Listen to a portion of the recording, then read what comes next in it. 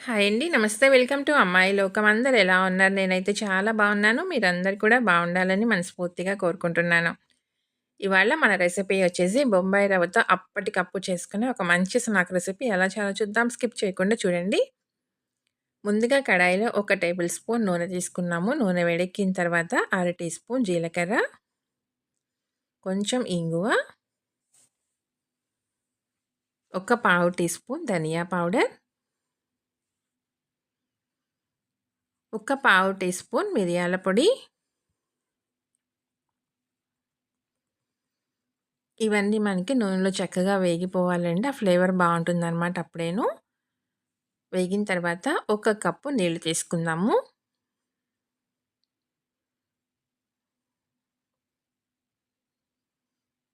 రుచికి తగినంత ఉప్పు,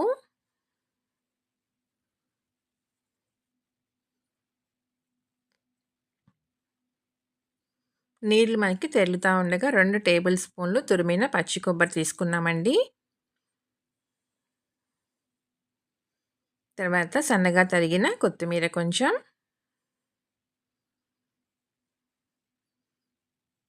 నీళ్లు మనకి మంచిగా తెరులుతా ఉన్నాయి. ఇప్పుడొచ్చేసేసి ఒకసారి మొత్తం మంచిగా కలిపేసేసుకొని, అరకప్పు బొంబాయి రవ్వ తీసుకుందామండి. మనం ఏ కప్పుతో అయితే రవ్వ తీసుకుంటున్నామో దానికి డబుల్ క్వాంటిటీ నీళ్ళనమాట. అరకప్పు మనం రవ్వ తీసుకున్నాం కాబట్టి, ఒక కప్పు నీళ్ళైతే యాడ్ చేసుకున్నాము. రవ్వ వేసుకున్న తర్వాత స్టవ్ వచ్చేసి లో ఫ్లేమ్‌లోకి మార్చుకుందాం. లో ఫ్లేమ్‌లోకి మార్చుకొని ఉండలు కానీ ఏమి లేకుండా చక్కగా కలుపుకుంటూనే ఉండాలండి. హైలో ఉందనుకోండి మనకి రవ్వ ఉడికేదానికంటే ముందే గట్టిపడిపోయేదానికి అవకాశం ఉంటుందనమాట. అందువల్ల సిమ్‌లోకి మార్చుకొని ఇలా కలుపుకుంటూ దీన్ని ఉడికించుకున్నామనుకోండి చక్కగా మనకి రవ్వ అనేది తెలియకుండా మంచిగా ఉడికిపోతుంది. రవ్వ చక్కగా ఉడికిపోయిందండి. మనకి దగ్గర పడిందనమాట. కన్సిస్టెన్సీ కరెక్ట్‌గా ఉంది. ఆరేటప్పటికల్లా మనకి ఇంకొంచెం గట్టి పడిపోతుంది. స్టవ్ అయితే ఇంకా ఆఫ్ చేసేసుకుందాము. ఈ మిశ్రమాన్ని మొత్తాన్ని మనం ప్లేట్‌లోకి మార్చుకుందామండి.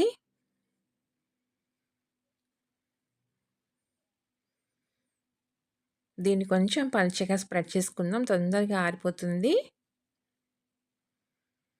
ఇది చాలా వేడిగా ఉంది కాబట్టి ఒక 2 నిమిషాల పాటు అలా ఉంచేద్దామండి. 2 నిమిషాల తర్వాత ఇంకా కొంచెం వేడిగానే ఉంది. పూర్తిగా చల్లారిపోకూడదనమాట. ఇప్పుడు దీన్ని ఇలా అరచేయి పెట్టి మంచిగా నొక్కి కలుపుకోవాలి. అప్పుడే మనకి పిండి కన్సిస్టెన్సీ లాగా వచ్చేస్తుందండి. స్మూత్‌గా ఉంటుందనమాట.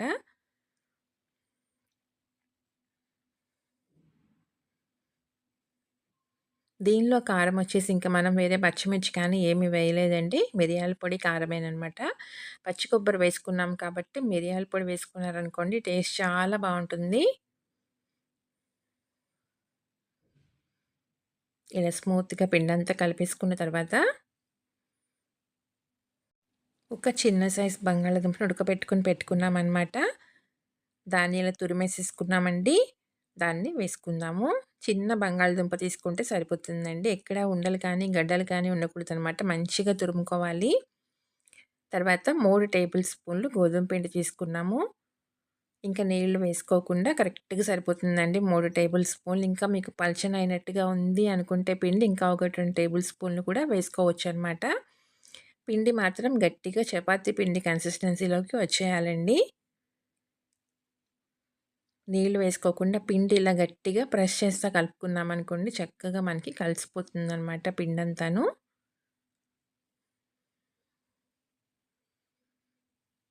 ఇందులో ఉండే తేమకి మనకి పిండి కరెక్ట్‌గా కలుస్తుందండి. మనం తీసుకున్న 3 టేబుల్ స్పూన్లు సరిపోయింది గోధుమ పిండి. మీకు కనుక పిండి ఒకవేళ పలచనయింది అనిపిస్తే ఇంకొక 2 టేబుల్ స్పూన్లు కూడా వేసుకోవచ్చండి.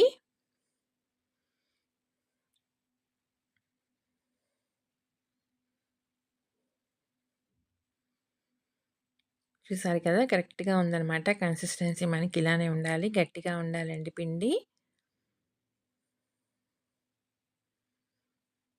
ఇంక ఇది నానాల్సిన అవసరం ఏమీ లేదండి. మనం వెంటనే చేసేసుకోవచ్చు. మొత్తం ఇలా మంచిగా కలిపేసుకున్న తర్వాత దీన్ని 2 ఈక్వల్ పార్ట్స్‌గా డివైడ్ చేసుకుందాము.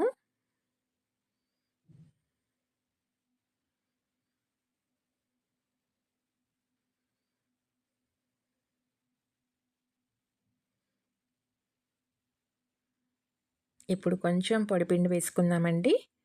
వేసుకొని దీన్ని మరీ పల్చగా కాకుండా కొంచెం మనకి మందంగా ఉండే విధంగా పూరీలాగా రోల్ చేసుకుందాం. పెద్ద సైజు పూరీలాగాను.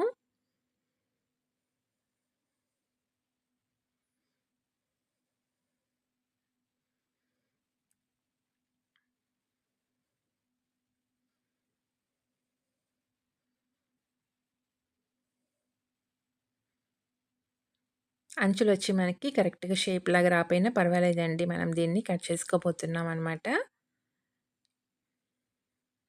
ఇవాళ నేను కొంచెం పెద్ద సైజ్ మూత పెట్టి కట్ చేశానండి. పెద్ద పూరీలాగా చేసేదానికి. మీకు గనక చిన్న చిన్న పూరీల్లాగా కావాలనుకున్నారనుకోండి దానికి తగిన విధంగా మూత పెట్టి మీరు కట్ చేసుకోవచ్చు.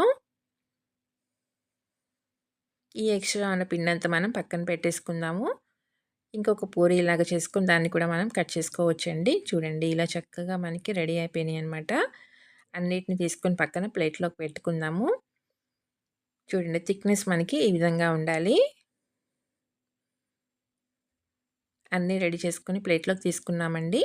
ఈలోగా మనం కడాయిలో నూనె పెట్టుకున్నాము. నూనె వేడెక్కుతూ ఉంటుంది.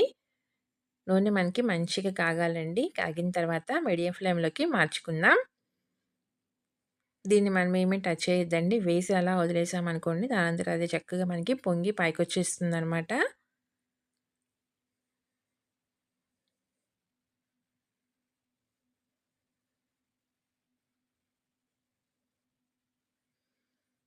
చూసారు కదా! చక్కగా పొంగుతుందండి.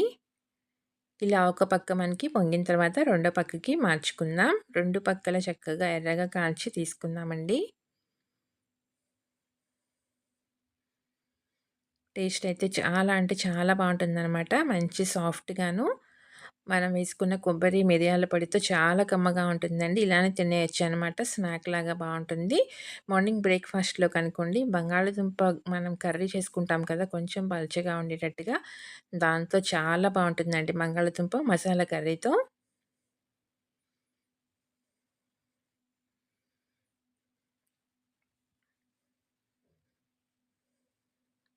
చూసారు కదా! చక్కగా పొంగుతుందనమాట.